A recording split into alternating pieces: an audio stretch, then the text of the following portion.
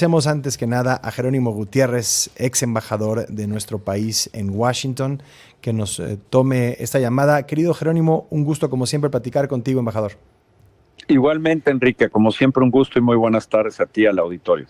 Pues mira, yo creo que la última semana vio un poco de lo que podríamos esperar los próximos 4 años en el regreso de Donald Trump a la Casa Blanca. Estos impulsos, las declaraciones, casi la amenaza, y digo casi la amenaza porque no creo que se quede en la amenaza. Me parece que si no hay un trabajo detrás, robusto, sensible, inteligente, el señor cumple lo que dice. Es de un pragmatismo radical. No hay un asunto de dogma, de un escrúpulo ideológico. Nada interfiere entre lo que quiere hacer y las decisiones que toma. Ni siquiera la razón y los hechos. Entonces, creo que fue una muestra de eso. Y creo que de este primer intercambio sale bien librada la presidenta Claudia Sheinbaum, que logra bajarle la temperatura y evitar que haya un desencuentro mayor al que se podía haber establecido. Pero guardo silencio y te escucho a ti a ver qué piensas.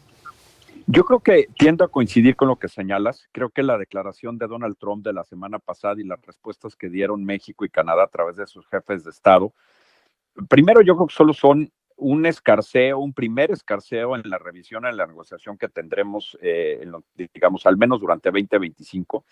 Creo que la forma y el fondo de las declaraciones de los tres presidentes es importante y llama, digamos, hay que darle atención, pero yo creo que lo clave será la negociación y creo que es una negociación que no empezará en forma sino hasta enero o después de enero y sobre todo una vez que los funcionarios de Estados Unidos hayan sido ratificados. Sí. Todos los funcionarios clave para esta negociación tienen que ser ratificados por el Senado de los Estados Unidos y hasta que eso ocurra, pues están limitados en lo que realmente pueden hacer. Preocupan dos cosas. La primera yo creo que es muy en línea con lo que dices. Creo que Donald Trump busca empezar con una batería de acciones muy pronto en su administración, incluso me atrevo a decir, digamos, si no el primer día, las primeras semanas. Y creo que eso puede incluir el establecimiento de aranceles para partir de ahí empezarse y sentar a negociar con México, con Canadá y con otros países. Yo creo que eso es un escenario bastante factible y es, digamos, es preocupante. Y la segunda creo que, digamos, es la capacidad de Canadá y México para articularse en torno a su relación con Estados Unidos. Hasta ahora siento que esto no va por muy buen camino y creo que eso no es positivo.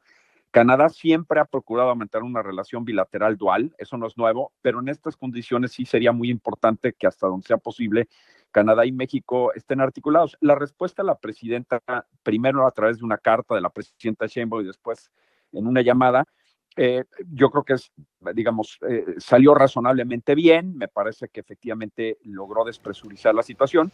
Tampoco creo que sea garantía de mucho, creo que hasta que empiece la negociación tendremos más claro Sí. cómo van las cosas, pero bueno, ese es un primer paso que había que dar y se dio en principio y en general bien. Sí, más la llamada que la carta, ¿no? Porque conociendo al presidente electo en Estados Unidos, no es un hombre que consuma información de una manera más tradicional de lo que vemos en cuanto a jefes de Estado.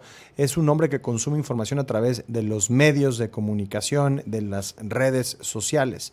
Es este un componente que ha faltado en la estrategia no solamente de México o de Canadá, sino de otros países a la hora de establecer cómo acercarse a la Casa Blanca de Trump, es decir, pues tener presencia en un lugar como Fox News, que es lo que ve todo el día el presidente, y ahí se alimenta de ideas y de conceptos y de realidades, o digamos, tener una forma de establecer un mensaje que no sea necesariamente institucional y formal, sino que forme parte de esta realidad mediática que tanto consume y que tanto valor tiene para Mira, Donald Trump. yo coincido contigo, yo creo que son dos cosas. La relación entre los presidentes y los jefes de Estado no la puede sustituir nada. Y es muy importante que esté, que sea fluida, que sea frecuente, en resumen, que se lleven bien y que tengan la capacidad de hablarse entre los jefes de Estado, sobre todo con temas tan delicados como estos.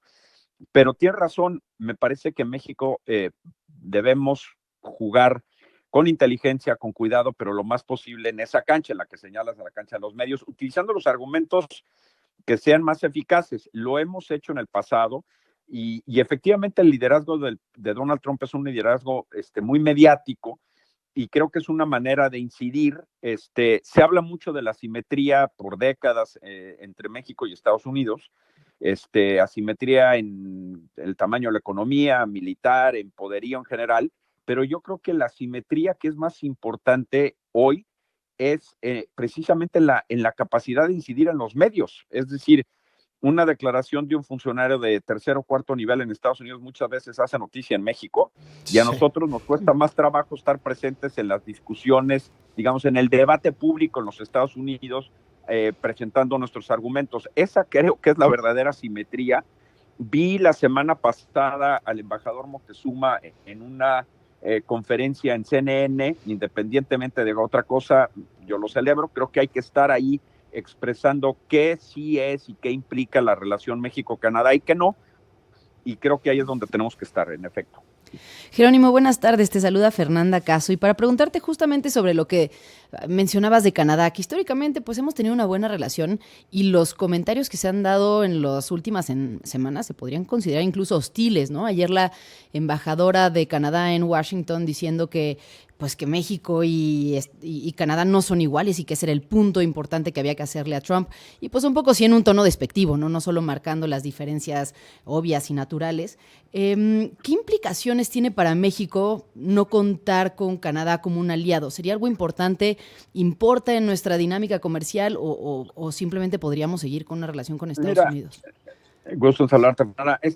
Digamos, Estados Unidos nunca le ha encantado que Canadá y México se articulen de la mejor manera posible, y eso es pues entendible. Probablemente si estuviéramos nosotros en esa posición pensaríamos lo mismo, pero yo creo que sí conviene, y sí hay que hacerlo con el cuidado del caso.